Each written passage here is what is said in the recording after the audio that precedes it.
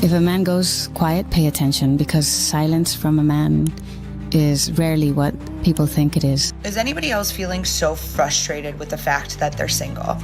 We are losing men to peace. Men can't believe that women are single by choice because men aren't single by choice. I am okay to finish my life being single. Women are single and celibate by choice. Men are single and celibate for a reason. I am okay to finish my life being single. Being single. Come on, hey, that's not going to happen. I would rather die as a single man, having never gotten laid before, than wife up a lady who's absolutely contentious, who makes me want to sit in the corner of my roof, who makes me want to run out into the desert and die there. Proverbs 21:19. I would rather be single for the rest of my life, because that sounds so much better. I think this is becoming more of a man's view in this day and time. My Agreed. son is 18, and I was like, you don't want to have a girlfriend? He's like, I don't want to invest time and money and everything in a girl that I don't want to marry that's been with all my friends. I don't think people realize this is going to become extremely common, where men, like generally speaking, in their nature, don't really need other people with them. I mean, I can go to church. I have my boys at church. Like, that's my community. I don't need to have a wife. I definitely want one, but I don't need it. Whereas women in general, psychologically, sociologically, they need that partner. And when we find women who are single in their 50s and 60s, they're crushed. What's shocking isn't that men are single. It's how genuinely, almost suspiciously peaceful they appear while being so. You don't just go to the bar and club just to get.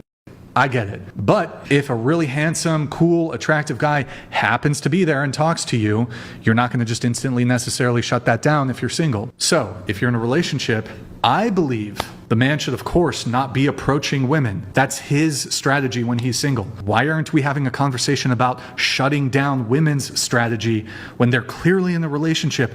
You got to shut down your methods of procuring men. So the entire time women are in full-blown monogamous relationships and married, y'all are still advertising. Us men, we're salesmen. We're going out there. Y'all are marketers. You guys market, and you continue marketing throughout the relationship and throughout the marriage. I think some women are very happy with their men and they're not doing all that. Right. If you're in a relationship, you can't be posting thirst traps on Instagram. You got to put your shit private. Oh, I 100% disagree, bro. You got to put your shit private, and you should not be going to bars and clubs. If I'm on vacation, I can't post a picture in a bikini or something because I'm in a relationship. I just feel like, why?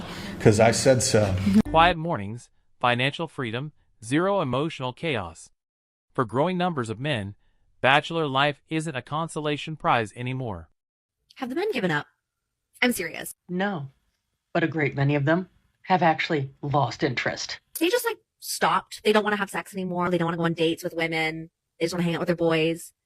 Look, I get it. If someone gets it, then why are they even asking the question? Seems odd. Men want to hang out with men. They want to do their thing. They don't want to care about women drama anymore. Well, it seems they understand. Most men are tired of women's drama and they're happier hanging out with other guys. So what's the point of this video? Maybe someone can explain to me what's going on, because as long as men are not approaching women, they are going to be single. Wow. It's almost like that's the entire point. They keep answering their own questions. Does anyone else notice that? And women are having a great time. From what I've seen, single women are having a great time. Yes, maybe they want boyfriends, they want to hook up, but single women are having a great time. The single men, I don't know, not so much. What do you think? I think that someone has actually answered all of the questions already in this video, with the exception of the fact that someone doesn't seem to understand that men that are single are just as happy, if not happier, than a lot of single women out there. Because you don't really see a lot of men asking where all the good women are at. They're just happier being single. Once a man experiences genuine, sustained peace, convincing him to trade it for constant chaos becomes nearly impossible.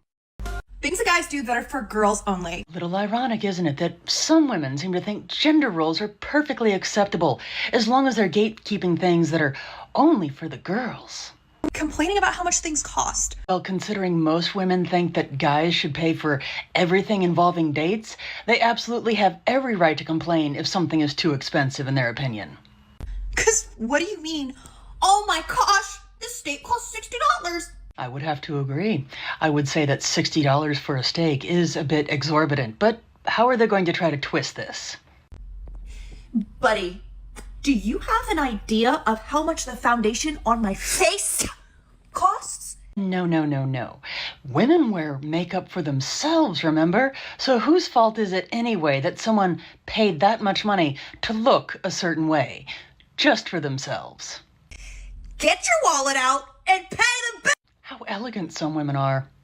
Can't imagine why so many guys are choosing to remain single. The funniest thing about so many men is nowadays, so many men are no longer scared of being single. They're now scared of being in a soul-sucking, detrimental relationship that's only going to waste their time, waste their energy, waste their effort, and waste their money. They would rather be single than be in a bad relationship. So it's not that men are complaining because they're single. Men are complaining because they've just seen everything as such a waste of time for them lately. Men are becoming ruthlessly selective, delaying or skipping commitment entirely unless someone genuinely feels worth disrupting a peaceful life for.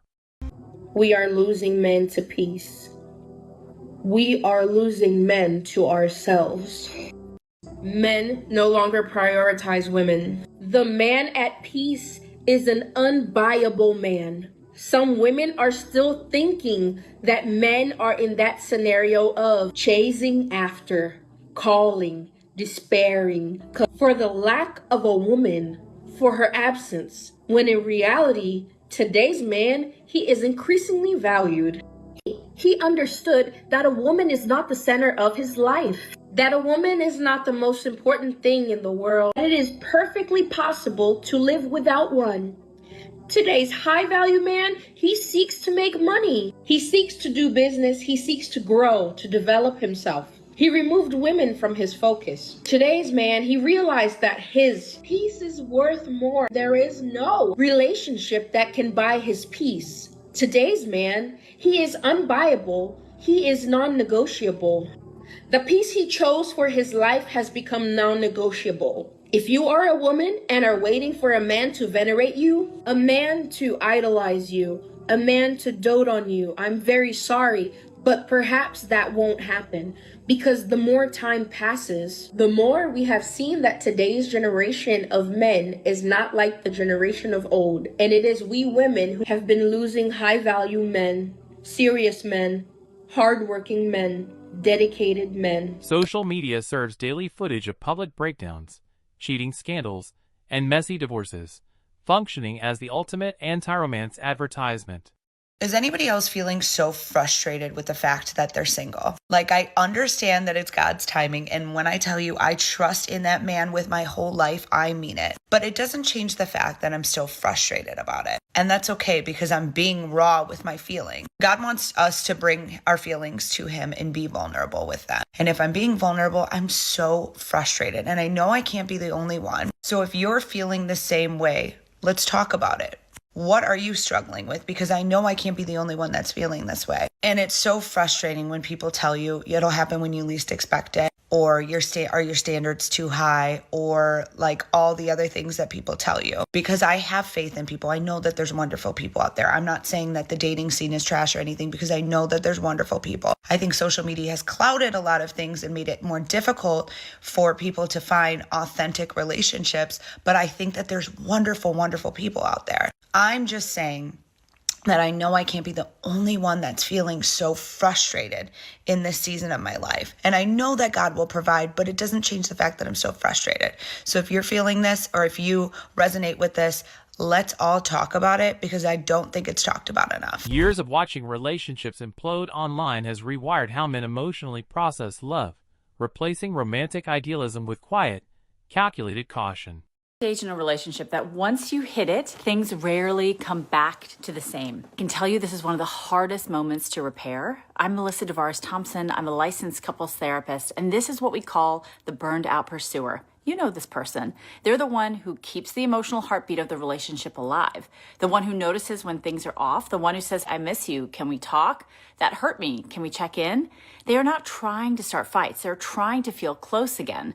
But instead of meeting them there, they keep running into walls. Defensiveness, minimizing, being told they're too sensitive or too much, hearing, can we just not do this right now? So they do what caring people do. They try harder. They read the books, they send the podcast episodes, they ask for a weekly check-in, they suggest therapy, they reach out to our practice for therapy, they carry the emotional labor because they believe that if they just explain it better in the right way, something will change.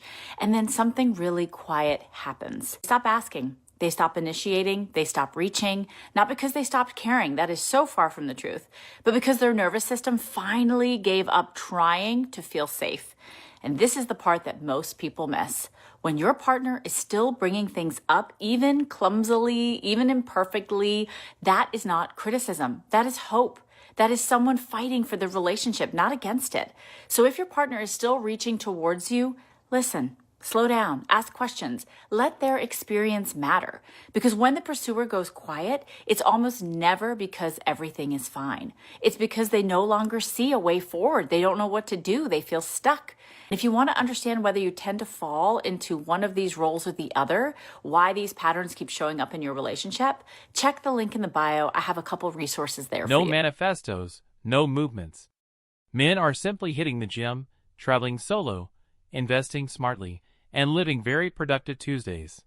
Have you guys noticed that most married men aren't actually happy? Most married men are lying to themselves and gaslighting themselves into thinking that they're happy in a marriage which is loveless, sexless, where the woman always argues and belittles and emasculates them. Their wife endlessly nags at them while they're working full-time, trying to provide for her, for the family. Women will often victimize themselves and say that their mental load is overbearing. Meanwhile, the man has to look at the big picture, worry about the wife, the kids, working every day, endlessly paying for all of the bills, providing. He has to worry about investments, about retirement, about the college funds for the kids. Meanwhile, the woman only has to worry about preparing dinner, keeping the house clean, making sure that the kids are happy and healthy. The woman will say that she's overstimulated just because she has to cook dinner and keep the house clean.